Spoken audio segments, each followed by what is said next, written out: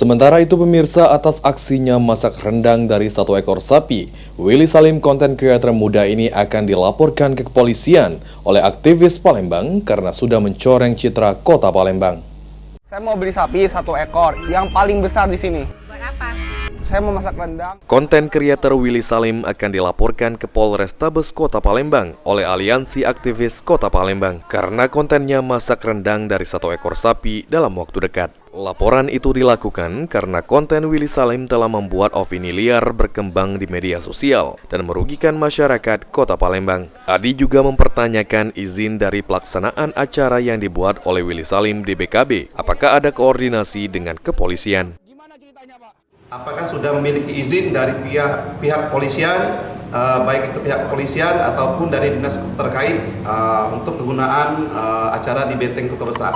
Nah, untuk permasalahan ini kami sudah berkoordinasi dengan tokoh-tokoh masyarakat Kota Palembang, baik itu LSM, aktivis, dan konten kreator.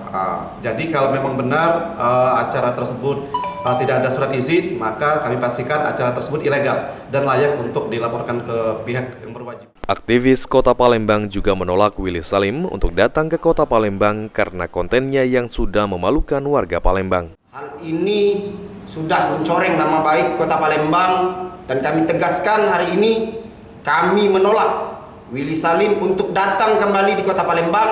Bahkan hari ini kami akan laporkan bersama kawan-kawan aktivis, LSM serta wartawan untuk melaporkan Willy Salim atas dugaan pencemaran nama baik kami.